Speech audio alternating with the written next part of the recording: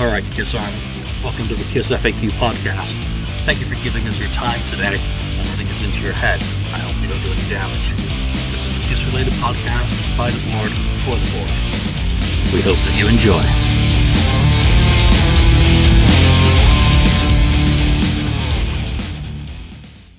Welcome to episode 80 of the KissFAQ podcast. I'm your host today, Julian Gill, admin on the board, and joining me is Ken, 69th Blizzard, St. Louis Kiss, Lonnie, and Marcus Almighty. Mark, welcome, gentlemen. So it's Thursday the 7th, and in a few hours, Kiss is going to be hitting the stage in Boise, Idaho, which I was actually going to fly up to that show until I saw how much it cost to fly that short amount of distance, and then the hotel, and then, so fuck it.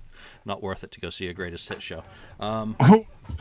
Which is a segue directly into this week's topic. Julian, you're so smooth.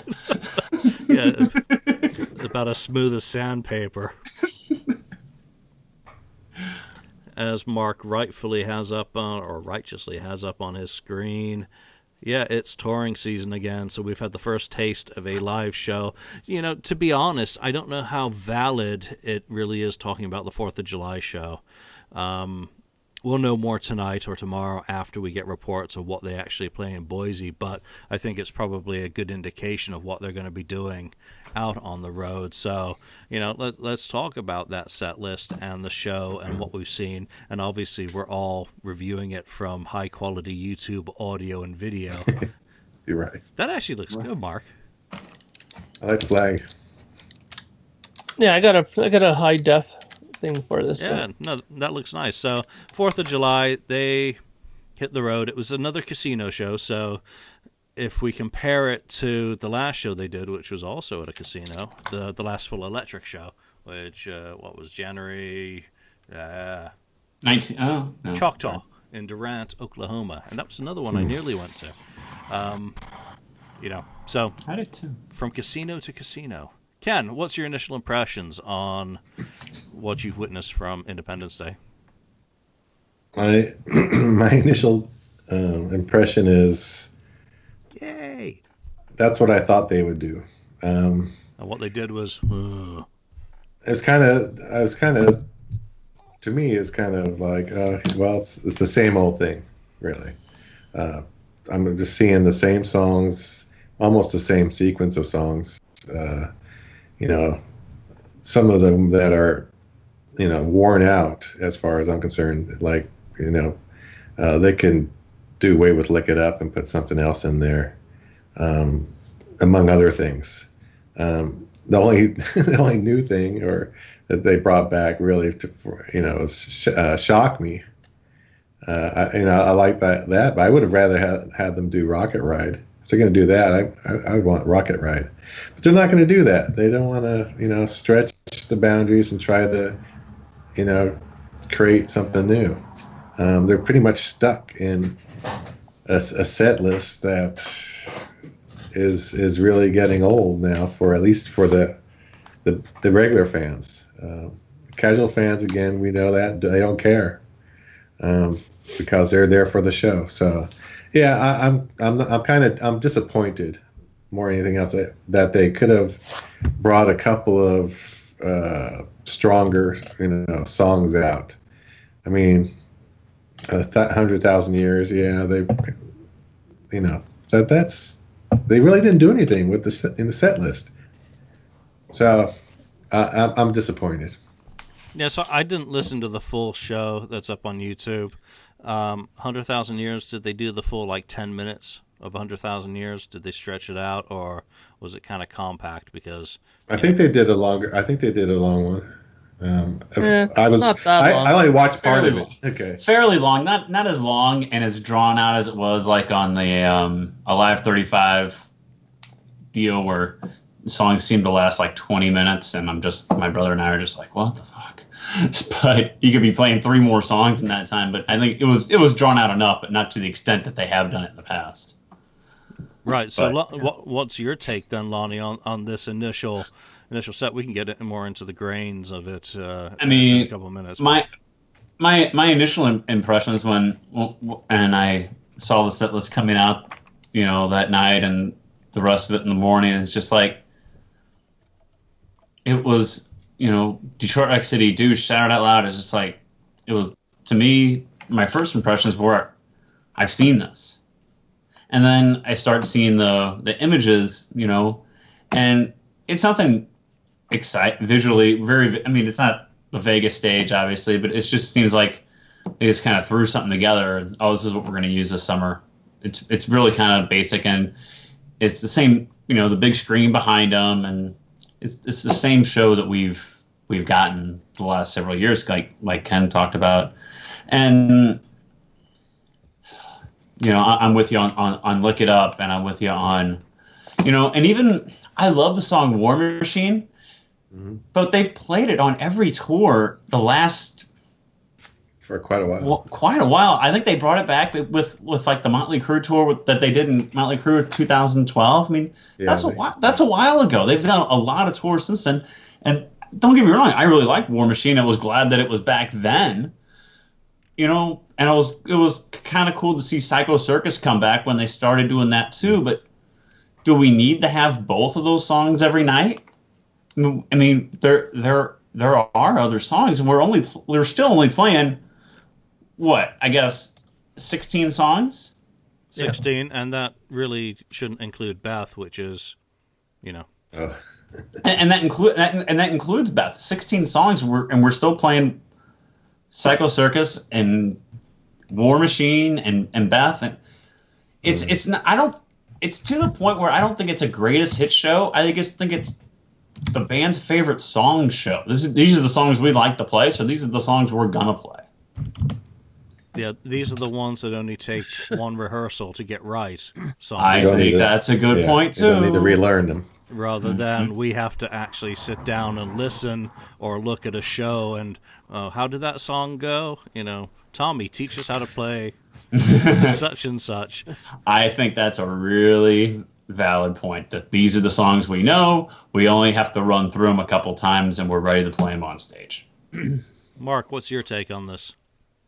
Well, I decided to watch the whole show twice just to be sure that I give it a fair swing at it, because my first impression before the show even started, I was already forecasting doom. So I watched it and wasn't surprised, really. And I mean, to me, the biggest surprises were that they did Beth, actually, was something I wasn't expecting, that they did that. I mean, the Star Spangled Banner thing, I wasn't really expecting it. Like, I was, but I wasn't expecting it to that degree with bringing out the soldiers and the flags and all that stuff, right? But, it's like what you guys said. It's stuff that they know, and I think more importantly, it's stuff that they can do decently now, because I'll tell you one thing. I was literally like just had my head in my hands halfway through it listening to Paul. I mean, I'm ready to say this and go on record and to say that I'm hoping that this is just like the first show kind of bug with him, because if this is the best that we're going to get with Paul, then I think this is going to be the last tour they're going to do, because he hardly got through Love Gun. It was bad, Ring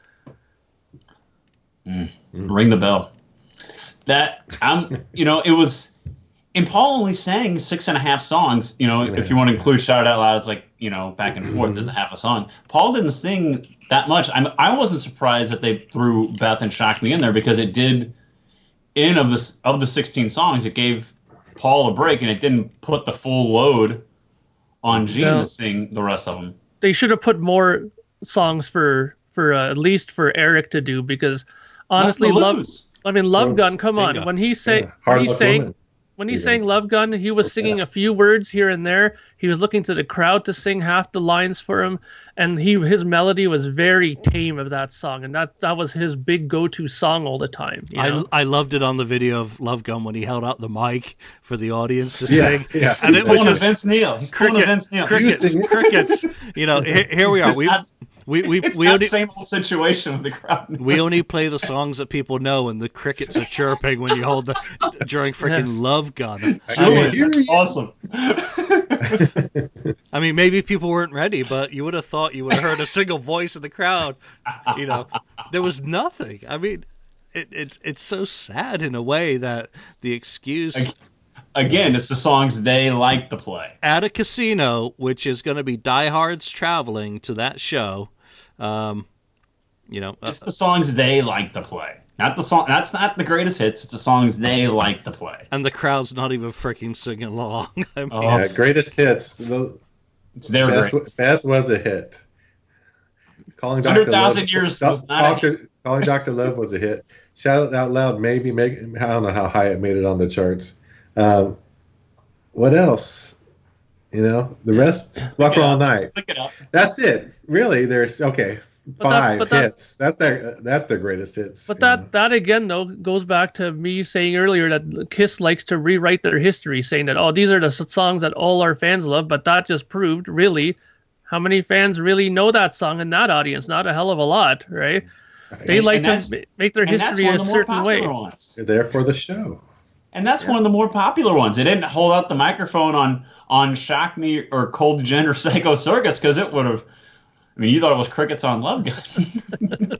That's for what Mark said about Paul Stanley's voice. First show out, and maybe to save it, they need to stop doing the acoustic set before the show. Yes. And save the Yeah, voice. I wonder how much that plays a toll. Oh, it may be a case that actually warms him up. Yeah, maybe. Have you thought about that? Playing devil's advocate, and I have no idea what is going on with his voice. Whether you're going should sing in more cold. songs then.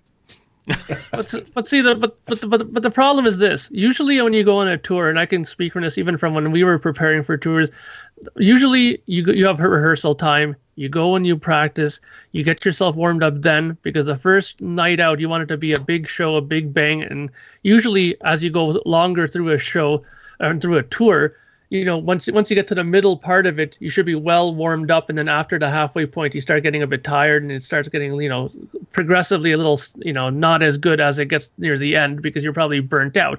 So the first show, it should be either really, really good or might show a little bit of bugs because, things might not be working the first night out or stuff like that. So like I said, I'm going to give them the benefit of the doubt because maybe he just had an off night tonight, but I guess that night, we'll see tonight when the videos come back for this show. Yeah.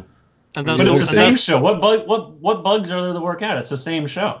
Well, we don't actually know that, do we? I mean, we don't know what. I know. It's really hard, perhaps to think of that, casino gig as the first show of a tour, even though a lot of the sheds they're playing are not going to be that much larger than the casino. We're going to have to really wait until tonight, so there'll be someone else doing a podcast next week, hopefully, about, what is the first week of the tour. We're trying to play devil's advocate here, judging a little bit off what they presented in one show. But, I got to say, it's, somewhat unimpressive, but it's also highly expected. Was I expecting anything that different from what they've been doing in recent years? No. Hell no. They're going to these markets that they haven't visited in a long time in many cases, and for a lot of those people, it's going to be, we're going to the show. And that's the operative word there, show. Yeah. Right. We're not going to sing Love Gun for Paul Stanley. We're going for the show. And because it's the concert event of the summer for that market. Yeah, and a lot of those people aren't going to know that there's been 20 songs in the set or 18 songs in the set over the last 15 years or whatever. I mean, Boise, when's the last time they were in Boise? They canceled there, I think, on the reunion tour, didn't they? I think they canceled that one for the MTV Unplugged, but I can't remember off the top of my head. I think 92 is the last time they were there. So it's going to be like that for a lot of those markets for many years. So they're going to be getting stuff like Beth. Well, it's been many years for them since Peter was in the band now. I mean, how long since he quit? A long time. Shock Me. It's been a long time since they've heard that, unless they went to the bar with 16 other people to see Ace there. Sorry, Ace is not pulling crowds outside of New York City or upstate New York and New Jersey. So they'll get to hear Shock Me. And a lot of those people in the audience aren't going to know. They might not know that. They're gonna know that song. They're not going to know that that's Tommy Thayer. Exactly. They're not going to give a shit either. It's Ace. Look. So we're back to that age-old argument amongst Kiss fans that, you know, the majority who are going to be going to these shows, especially now the tickets are discounted, $25. buy one get one free, and door. we'll throw in Yeah, we'll throw in a hot dog and a casual. blowjob. So Whoa! anything to get people to go to the shows. So set list: Detroit Rock City Deuce, good opening as always. Yeah. I don't Good think song. Yeah, there's great nothing wrong with songs. that. Shout It Out Loud still way too early in the set for me. I'd rather have it a little later in the show. It's an encore, but you know, Yeah. It's a great. It's a anthem. good song to start the encore with, you know? and it's always a great. So, you know, it's not one of my favorite Kiss songs, but it's a great one to have in the set because you know it's Gene and Paul trading vocals and it's got history and all that. It's classic. Yeah. It's What is good as Creatures remains in the set. For a lot of us who have seen the show already over the last couple of years and Well, have it's. experienced it, Ken, Yeah. what's your thought? You're not too sure. I about that. didn't. I watched it. I didn't care for it. It's just too tuned down for me. To me, it just.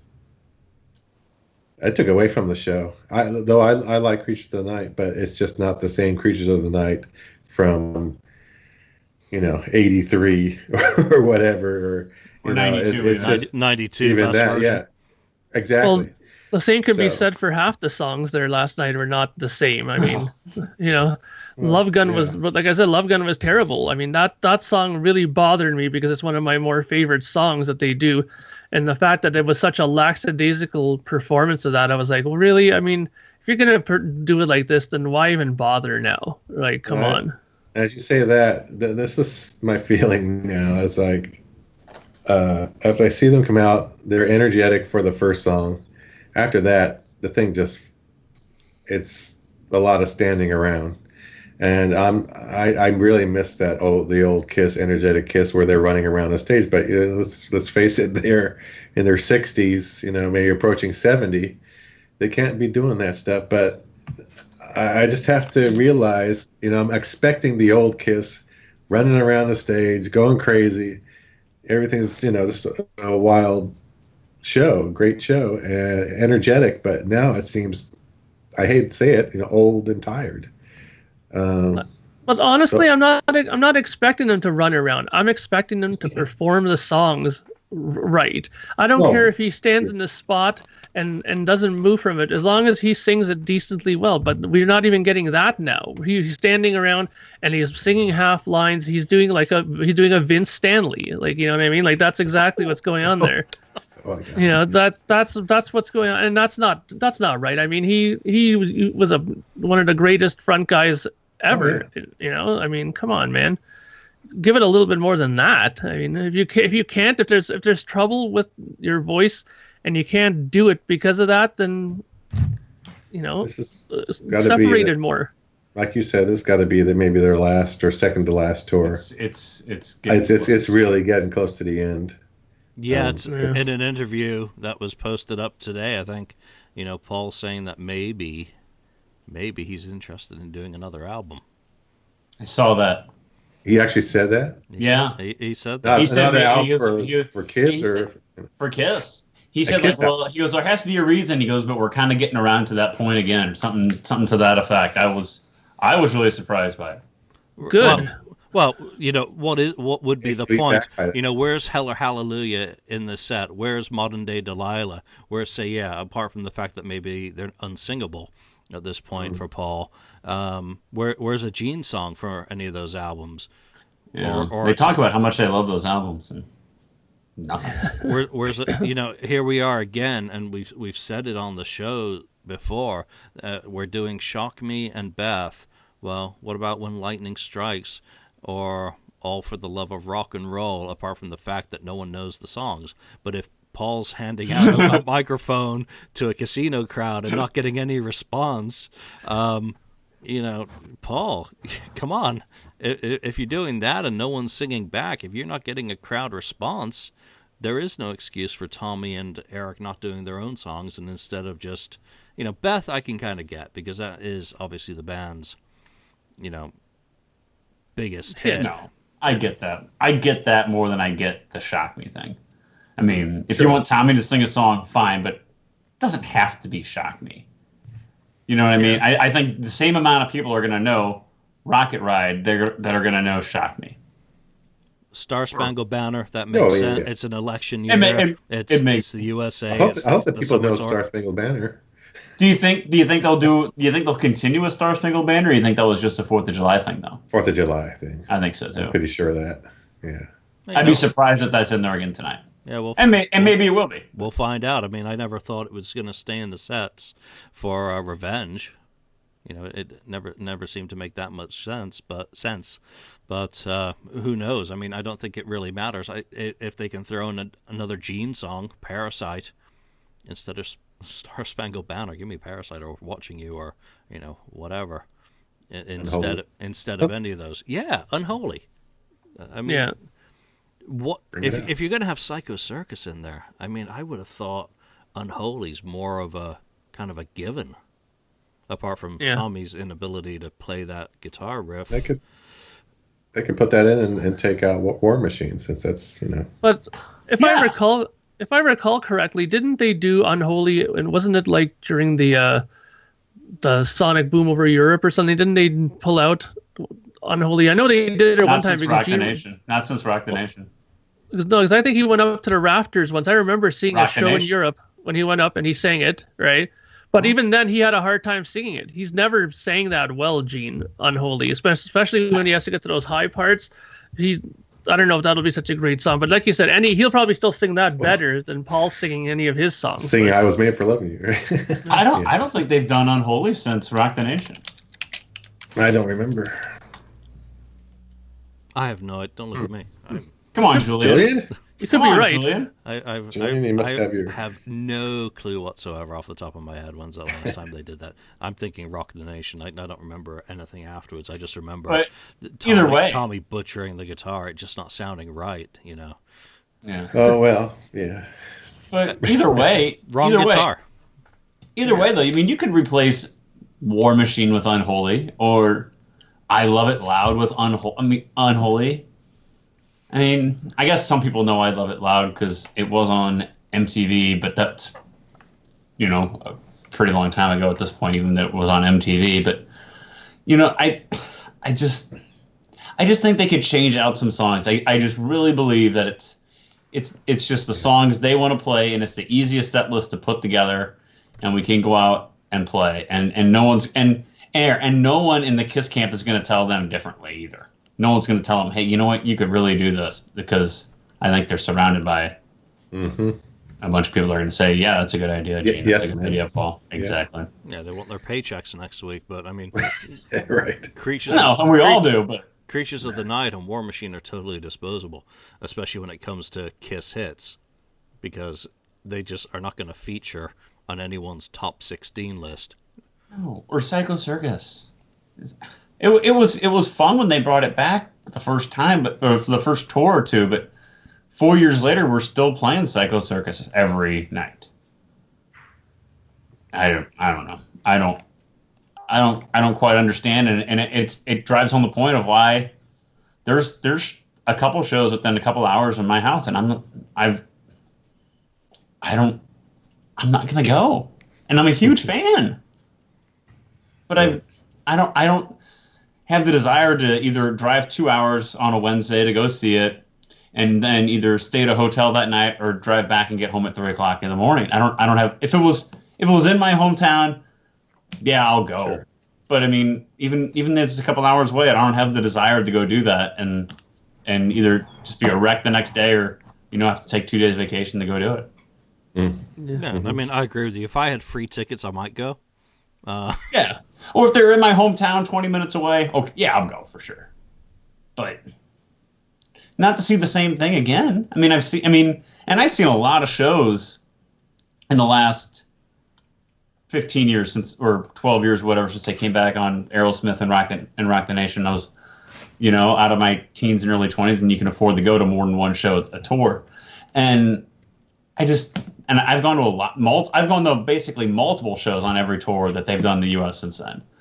But and I don't think that it's I'm burnt out on them or anything. It's just that I've seen this before, and and the quality isn't there either. And we heard some of the vocals on Love Gun.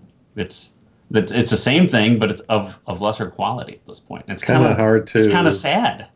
It is kind of hard to listen to a little bit.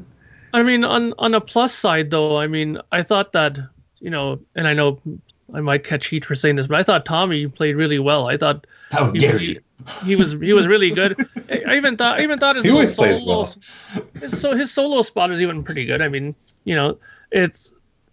I think that he's probably, him and Eric are honestly the most dependable part of that band now, whether people like it or not. I mean, sure, Gene still does his thing and he's pretty good, but I mean, really, I think right now Eric and Tommy are carrying the band on their back, to be quite honest with you. I mean, if it wasn't for those two guys, that show would have been pretty bad. I mean, I thought that Tommy did enough running around for all of them, because he was the only one who was actually moving back and forth side to side, and but I mean, he played good too, and I mean, that's the most important thing. I thought the songs were done well, played well. I mean, even if you watch Love Gun, I know I'm really harping hard on this song, but I mean, even if you watch Paul play the guitar during that song, he was just like hitting every other chord. He wasn't playing the guitar half the time. It's all Tommy in the mix. Like, they have Paul so pulled back in the mix guitar-wise too. It's like, why do you even have the guitar around your shoulders there? Like, just put it down and just sing if you're going to do that, I mean, I don't know if he just maybe wasn't feeling it tonight or something, but I mean, I'm going to give positive vibes to my man Paul Stanley. Come on, brother. Tonight you can do it. You're gonna give us a rock and you're gonna prove me wrong, and then I'll retract everything I said if you do that. I don't know. If you can't get up for the first show of a tour called Freedom the Rock on the 4th of July, are you gonna get up for Boise, Idaho tonight? Hey, I don't know. I don't know. Sorry, $125 a ticket. You better fucking get up for it. Hey, Julian. That's an excellent point. And here's the thing on Paul. How is his shoulder? Obviously, he was injured. He had surgery on his bicep. What effect does that have on him? Number one, carrying the guitar. So I want to give him freedom. Freedom to rock. A bit of benefit of the doubt here that getting the guitar back on. Those of us who sling a Les Paul or a guitar know that it's not light after a period of time. He's still moving around the stage. He's still doing the master of ceremonies with his arm. I saw him raising his arm in the videos, and I was like, "Oh shit, what's going to happen there?" Because don't do a windmill. I was just waiting for a windmill. Going, "Oh my god, don't do it! Don't do it, Paul! Don't do it, please! You don't need to."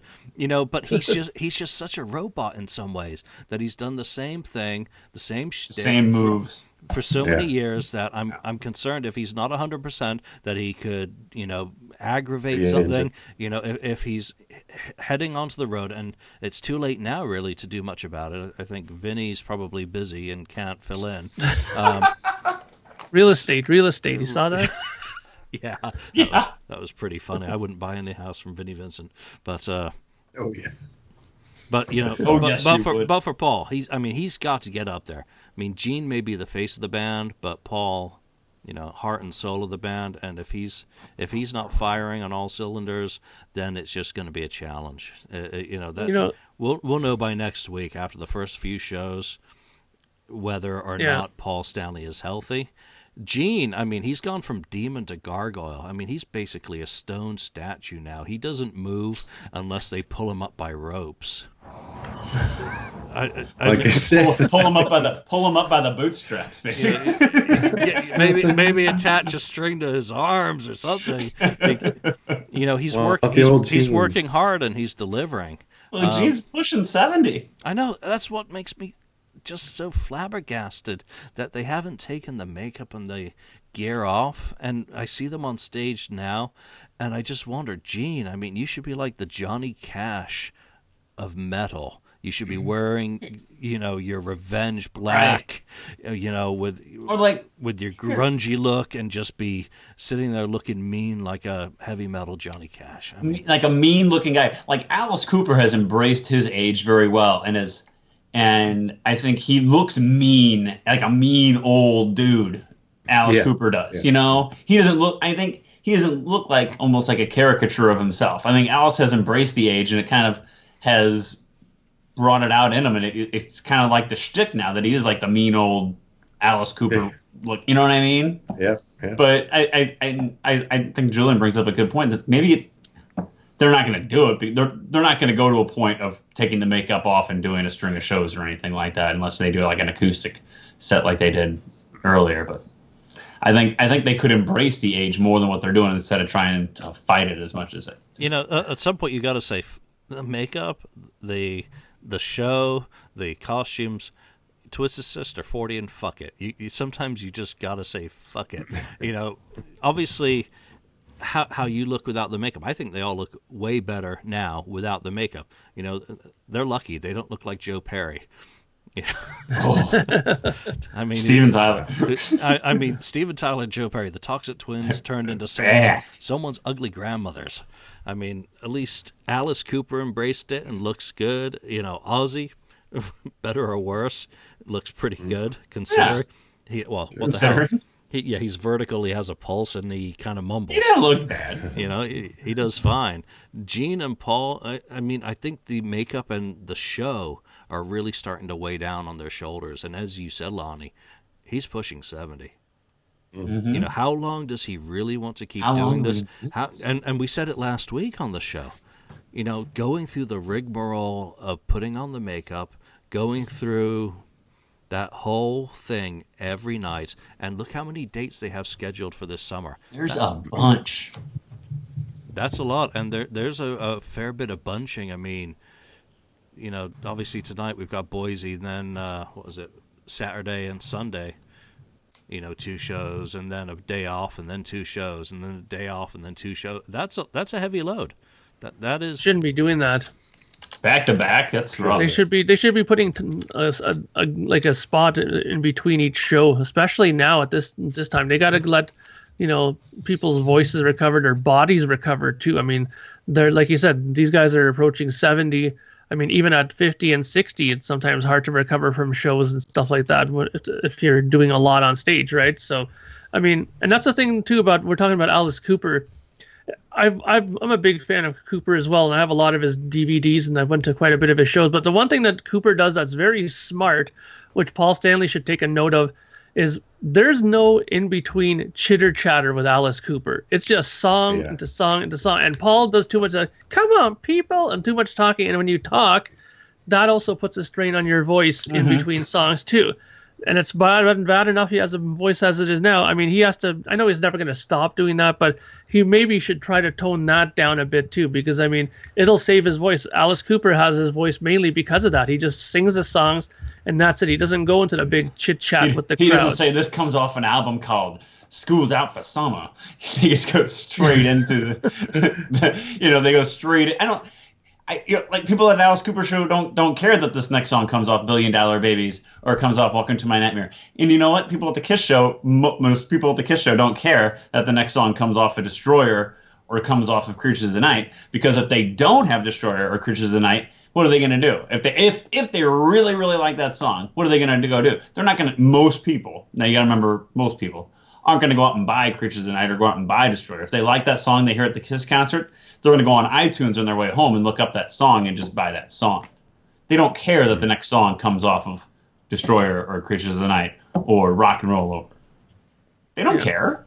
So you don't need to do that anymore. They could get and it's putting a strain on your voice, like Mark said. What? I said they could get the remixed version instead of the original version. Yes. Pay attention. Yeah, I mean, it's there's a lot of factors in here, and like Julian said, I think the main thing that we need to keep in mind is this is the first show, and the real test of this, and the real, the proof will be in the pudding after about a week, because then we'll know for sure whether it's going to be rolling or if it's going to just be a train wreck. I don't expect the set list to change. Maybe I one song may change, maybe one. But otherwise, I think it's going to be this. I expect them to drop. I expect I'd that put they money won't on play it. Star Spangled Banner again, and that they might replace Star Spangled Banner with something else. Or I don't think they will. They just might drop it, and that's the set list. You think so on a tour that's called Freedom to Rock in an election cycle that they're going to? I think they're going to drop. I think they'll drop Star Spangled Banner next week when they head up into Canada. I don't think they'll play it the whole summer. I think they're only going to play it. I don't think. And maybe I'm wrong, but I just don't see them playing it all summer long. I mean, I don't want to see them. I don't want to see them dragging out veterans on stage and doing a Pledge of Allegiance during the middle of a show. You know, I'd rather them. You know, they could drop Star Spangled Banner and bring in, God Gave Rock and Roll to you. But yeah, yeah. I mean, yeah. I think that would work. I think, and they made that work like on the Rock the Nation tour. They kind of made it like a patriotic thing. And I remember if you watch the DVD, even they have like American flags going in the background during God Gave Rock and Roll. They made it into a patriotic like song. So I think you're right, Ken. I think that would work, and I'd like to hear that. I mean, I'm not trying to be patriotic or anything, but I'd like to hear. If I'm going to hear a Kiss song, I'd rather hear Kiss do "God Gave Rock and Roll to You" than hear the Star Spangled Banner. Mm-hmm. Nothing against the Star Spangled Banner, but if I'm at a Kiss show, that's what I want to hear. No. Or I pledge allegiance to the state of rock and roll. Thank you, Ken. I don't want to hear Pledge Allegiance to the State of Rock and Roll. No. Although I'd take it over Psycho Circus though. I'd take anything over Psycho Circus. It's just. Oh no, you wouldn't. Oh no, you wouldn't. Don't say that. Careful what you wish for; it might come true, right? Don't say that. Oh my gosh. That's funny.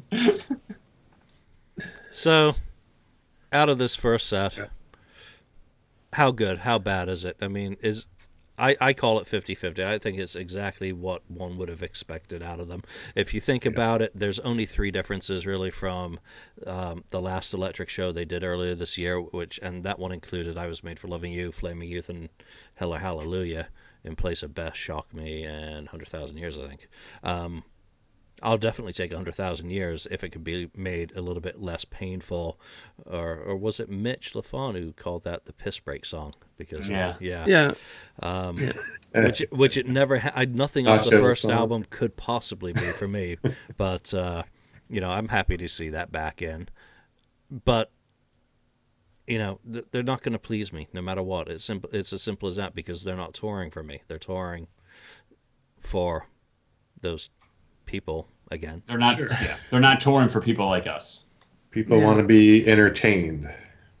Apparently, they're touring for people who don't know the lyrics to Love Gun, but that's just really, really fucking sad. But there we go. It's not all about. Just 2 words, Love Gun. I mean, come on. I mean, yeah, come on.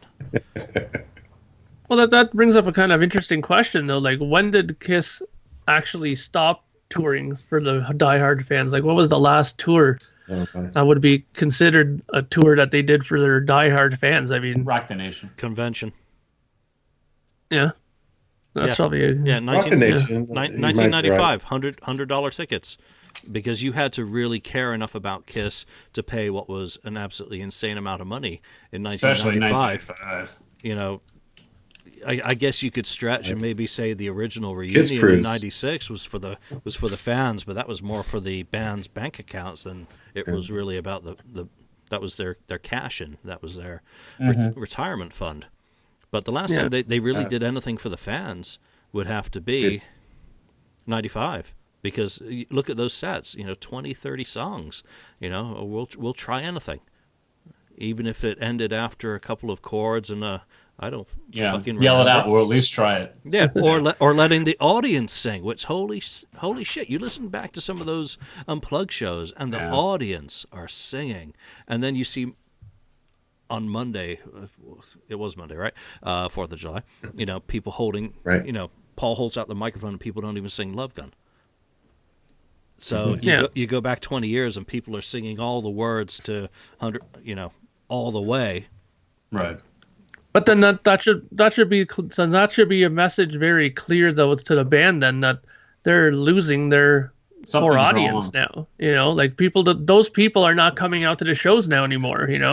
I mean, wouldn't you think that should, strike them upside the head a little bit? That's going on. I mean, that's a bad sign when one of your supposed big songs nobody's singing along to. I mean, it's like you're playing to the wrong audience. It's like they were opening for Dolly Parton or something, and nobody in the crowd knew their songs.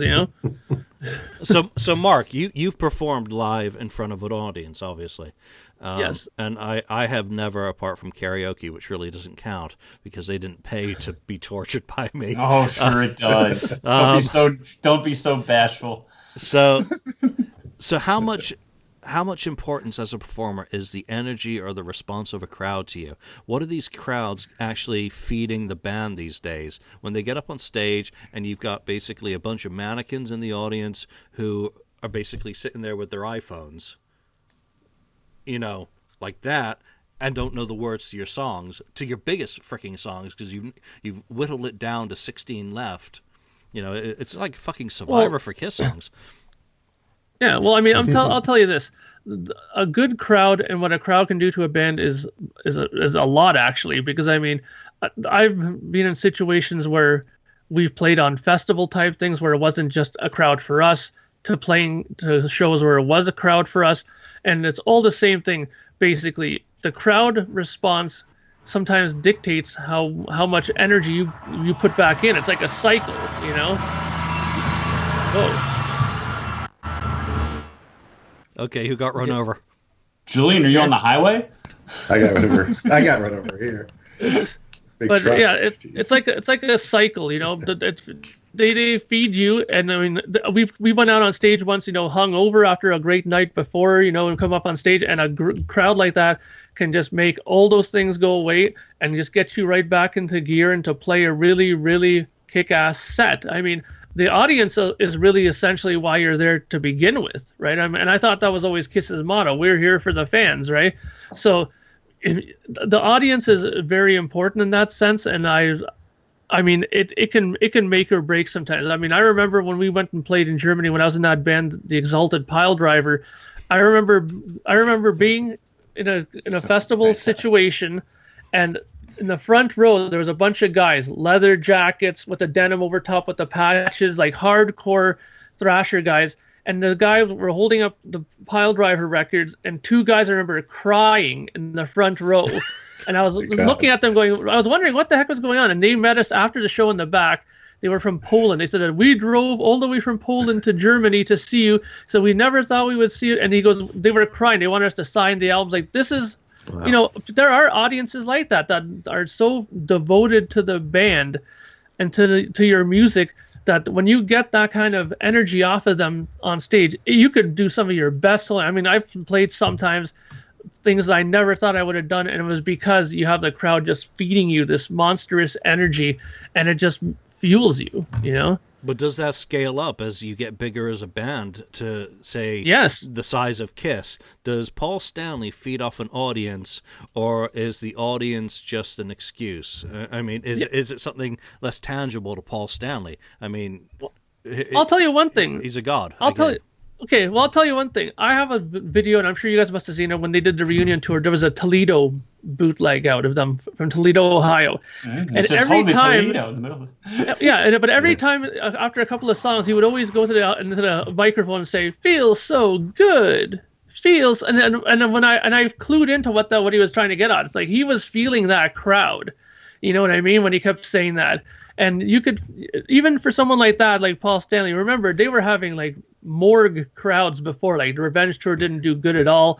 So for them to go back out and play to like 18, 20,000 people every night, man, it must have been a rush, even for someone like Paul Stanley, because when you get that taken away from you for a few years or 10 years, you want it back. It's like a drug, right? And when you get it back again, man, you don't want to let that go again. So even at their stage, they want that. Believe me, they want that.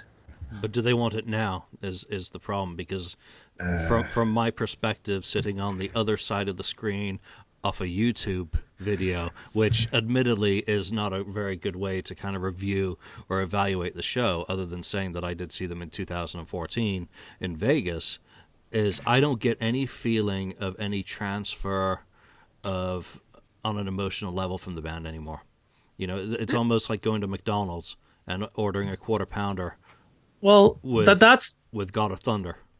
well, but that's the thing, and I'm gonna just leave it at this and say that if that's the case, then that's when you know it's time to wrap it up. Because if an audience doesn't do that for you anymore, if going up on stage doesn't give you that excitement, if it doesn't give you that kind of response inside of you, then you're doing it now for the wrong reasons now, And conversely, Yeah. the same is true as a fan, that if you're going to a show and not feeling it, not getting anything out of the show, which, I mean, Yeah. I will say that while I didn't feel that there was a transfer of energy between the band and the audience, that the show in Vegas was incredible. It was like Kiss concentrated. Yeah. For The me, show itself was still. I had debated whether I was going to go. So who knows what, everyone's different. Everyone's going to get their own thing out of this. People who are going to the shows on this tour, they're going into it, and hopefully, in these markets that they're visiting, we're going to have enough people on the message boards on Facebook who are chiming in, not necessarily the usual suspects with 150 shows under their belt. I want to hear from people who haven't seen them in years, giving their evaluation, or maybe saw them on the reunion and haven't seen them in nearly 20 years. Those are the opinions that are going to mean a lot more to me than maybe the people who travel. Right. Yeah. Well, maybe like you said, Paul Stanley talking about the possibility of a new Kiss album. If he thinks that, and maybe that will, invigorate him and invigorate the band, creating some new music, and hopefully have something to tour for, maybe for one last tour.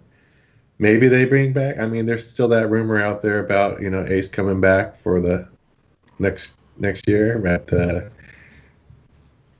though he says no.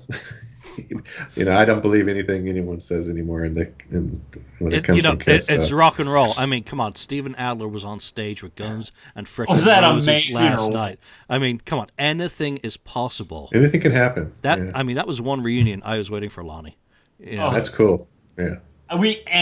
What pisses me off is we were actually going to go to the Cincinnati show, but my wife's out of town visiting her sister this week because I love the Bengals, and I was like, well, let's go to Cincinnati and see the show, and we can go, the Bengals Stadium or whatever. It'd be fun because I've been to Arrowhead before. It's like, let's go to Cincinnati and see the show. And I woke up this morning and I saw that. I was like, son of a bitch. I got up this morning and saw that, and I was just smiling on the way to work. Yeah. I've been listening to Cinderella all week in the car. I was like, Guns and fucking Roses, What a great way to start the day. I saw Steven Adler on stage with Guns N' Roses for the first time since 1990. And I kind of knew it was coming after that video of him practicing, and he just looked so happy.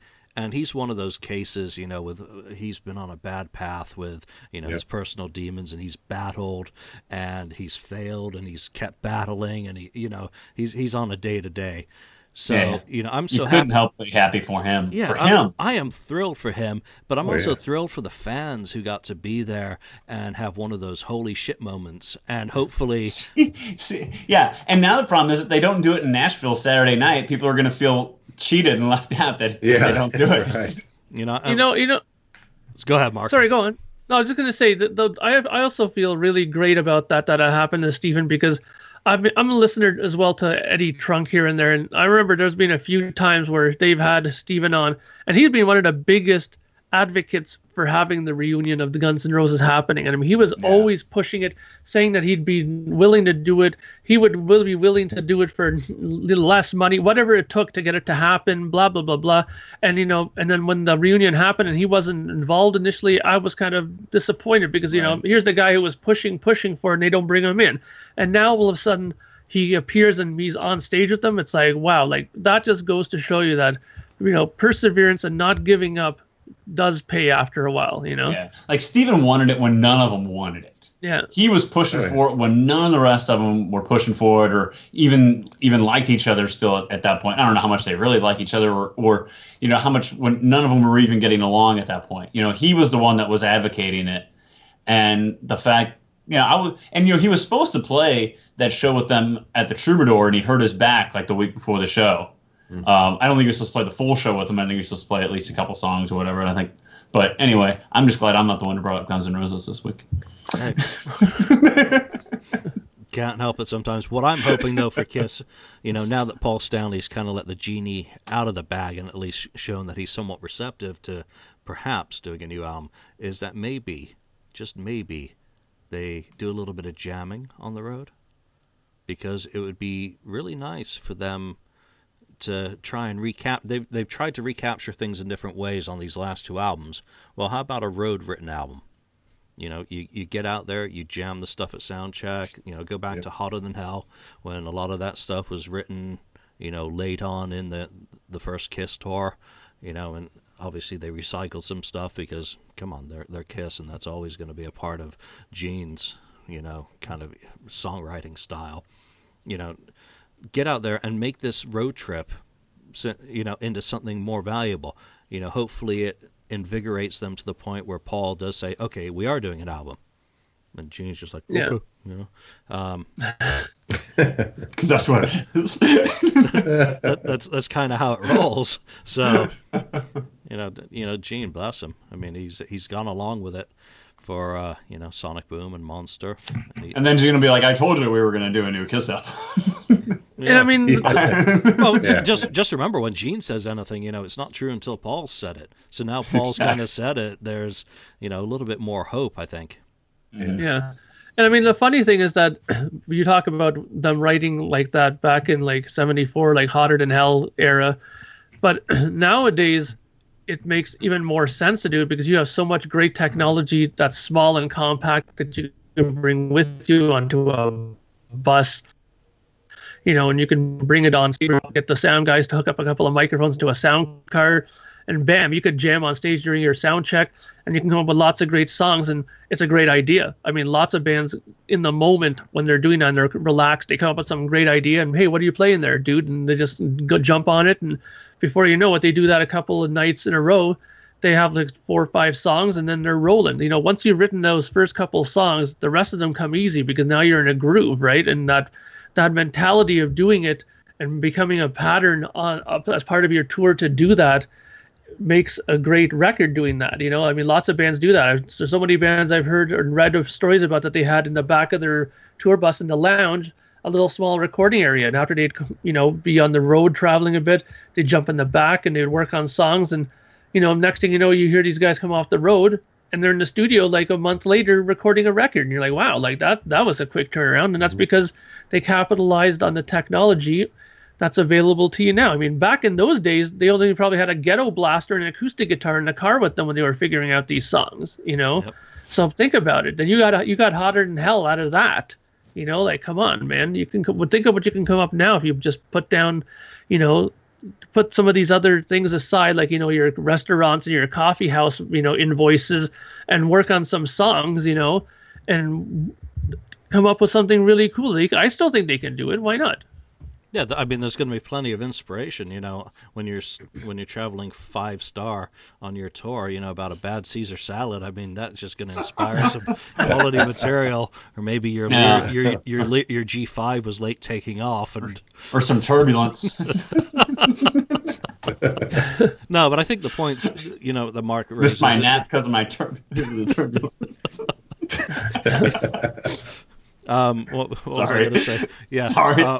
Mark raised an interesting point, though, about how bands used to tour and then work on material and go into the studio, and that's a really important thing. That the band is hot, they're synchronized, they've been playing together every night, on tour, they've been working on the material, and they're ready to go in and hit it. So, I think it would be a lot less contrived. Well, not necessarily less contrived, but maybe a little bit more spontaneous than Monster was, because it's Kiss. You can never get away from being contrived. Simple as that. It's Kiss.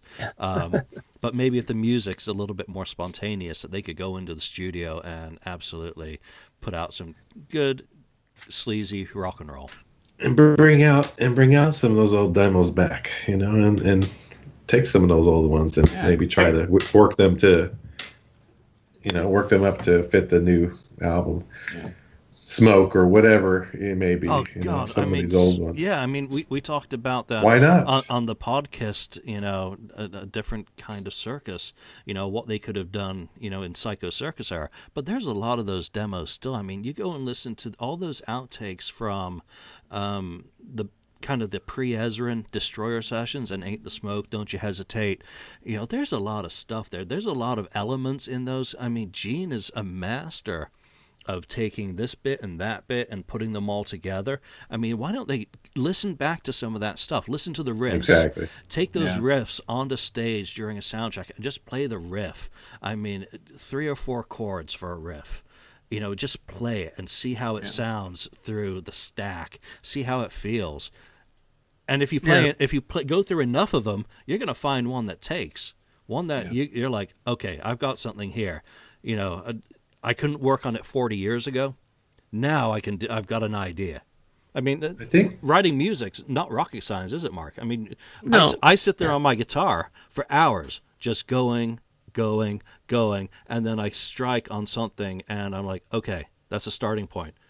And then it's the next day. What the fuck did I do? But you know, if you got a tape recorder going and you've got something, then you've got something to work with. Exactly. And I mean, like I said, and that's the great thing about the tech now that we have, because you can just bring up your little laptop, have it running while you're doing those things, and that's it. I mean, I do the same thing. I just run my Pro Tools. I plug into my little, Line 6 pod that I have, and I just let it roll for like an hour, and then just jamming. And then when I'm done my hour and a bit, and I think back, I go, there was a couple of things that were pretty good in there. I just go back, listen to it, and boom, I like this part, cut that out. I like this part, boom, cut that out. And there you go. You have 3-4 parts. You got almost the basis of a song. And I mean, you were mentioning too, like, for them to listen back to some of their old stuff. I remember reading a great story where Rick Rubin did that with Black Sabbath when they were working on 13. Yeah. He sat them down, said, listen, guys, you need to listen to these albums. He put on the first Sabbath album, cranked it, and shut the door and said, you listen to this, and you ain't coming out till you listen to it a few times, and then we'll start talking.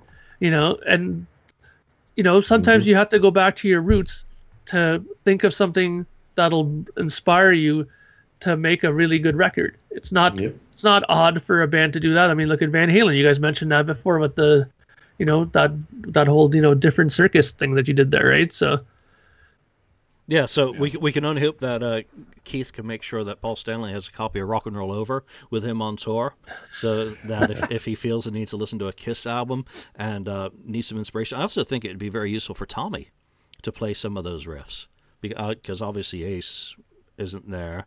And what could Tommy do with those? I mean, okay, haters, Ace already came up with the riffs perhaps, or someone did, but can Tommy take these in a different direction? Yeah, of course he could. And of course he can, because he can do it.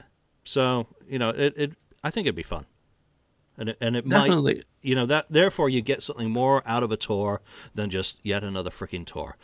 If the tour leads to something other than to maybe rehearsing a couple of songs that might be on the cruise for the select few who can go on that.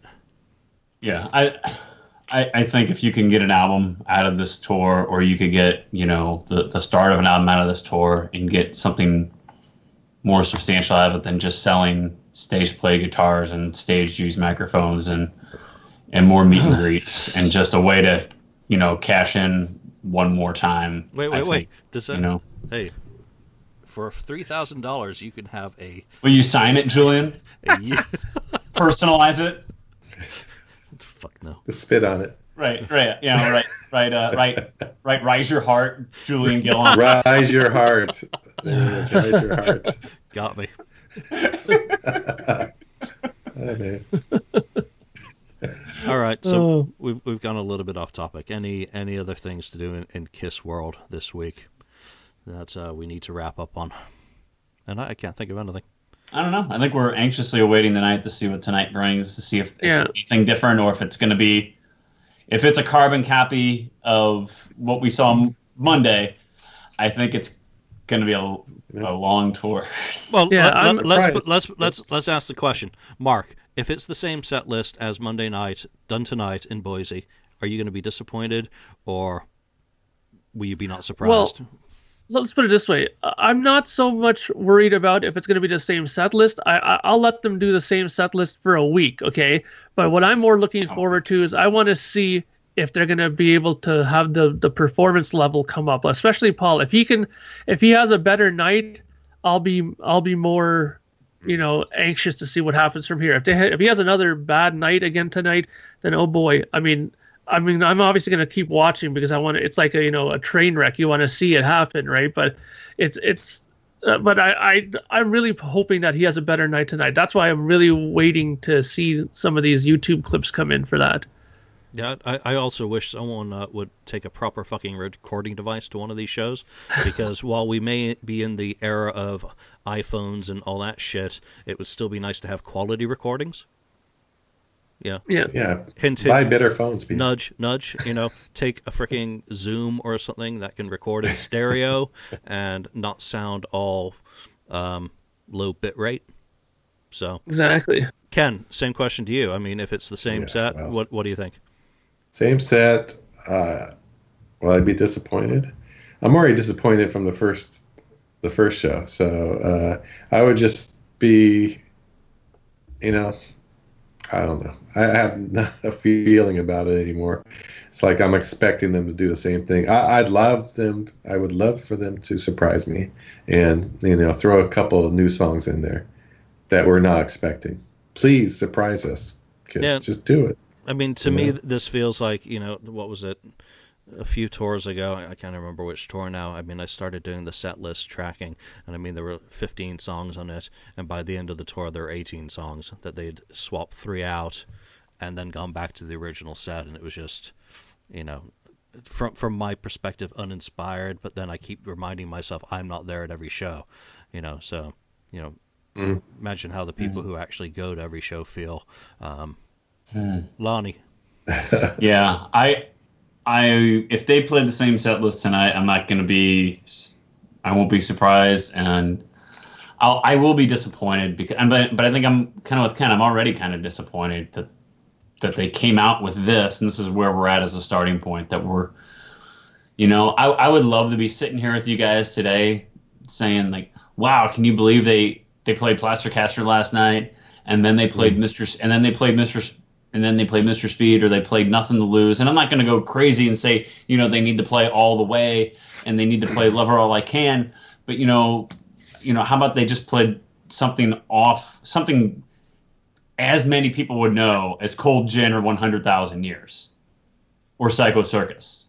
Room service. I mean? Or even room a medley. Service. A medley or a of medley some of those songs. instead of, or a medley of some of those songs that they did in 01. And I know 01 was 15 years ago, but just something to or if it was, I don't know, just something.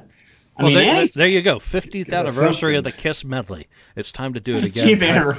We can do a show about that. There you go. What you do is you do a little medley, Kiss. Okay, dear Kiss, do a little medley, and you see which part of the medley people go nuts for.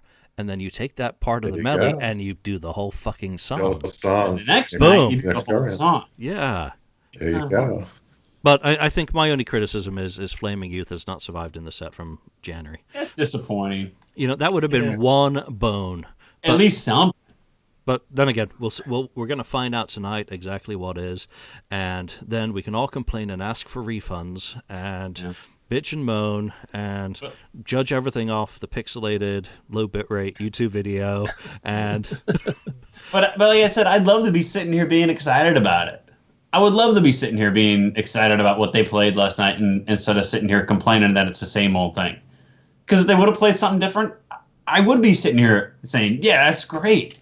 Yeah. Hey, they pulled Strange Ways out. They pulled this out. That's great. That at least they're trying something new. They're not pulling the same old shtick on us again. No. But they are. Do Strange Ways and let Eric do a drum solo in it. Oh, 10 minutes. Mm. And then leave it on a live album for them to use later.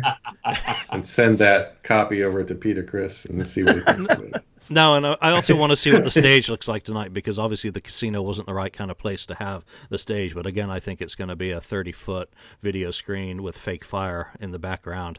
I mean, Monday was Spartan, understandably, with the venue and the limitations that may be present there. But I do want to see what they look like tonight. I hope it's a little bit more than it has been, but it's not going to be. But at least that abomination of a spider won't be there, I hope. Yeah, no kidding.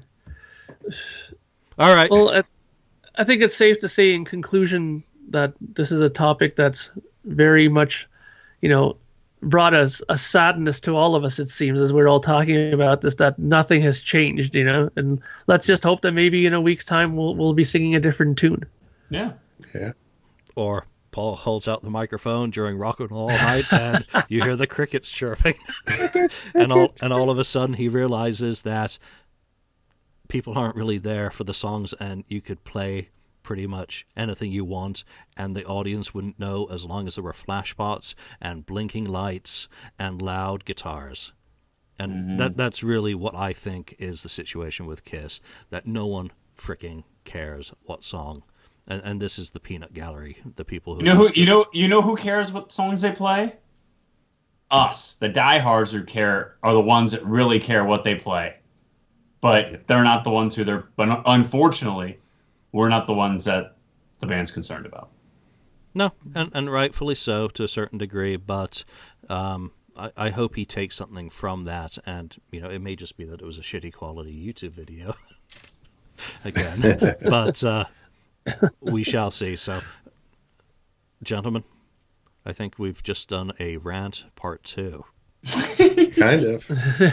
A little bit. The set list is never, the discussion about the set list and the stage and the show rant about that. Is never going to get old, and we're Kiss fans doing a podcast, so it's not that it's just an easy target, it's just one that's close to our hearts and we care about, because we love the music, and we'd love to, I guess we project a little bit about what we would love to hear if we were going to a show tonight. So it's the passion on our side, and I'm just glad that Kiss is still out there performing anything. So let's see what they perform, and we'll probably recap next week. So Ken, Lonnie, and Mark from the KissFAQ, thank you for listening. Catch us on Facebook, on iTunes, and on the FAQ message board, and let us know what you think about today's topic. We like your opinions, and as always, we enjoy your comments, even the ones I have to delete. Play Charisma tonight. Oh, yeah, right. All right, thank you, everyone. We'll see you next week. Thank you for spending time listening to the KissFAQ podcast today. All sales are final. There are no refunds. If you'd like, look us up on Facebook or come over to the KissFAQ message board and discuss the topic we broadcast today. Don't forget to rate us on iTunes, Spreaker, or wherever you've listened to the show. We hope you'll join us again.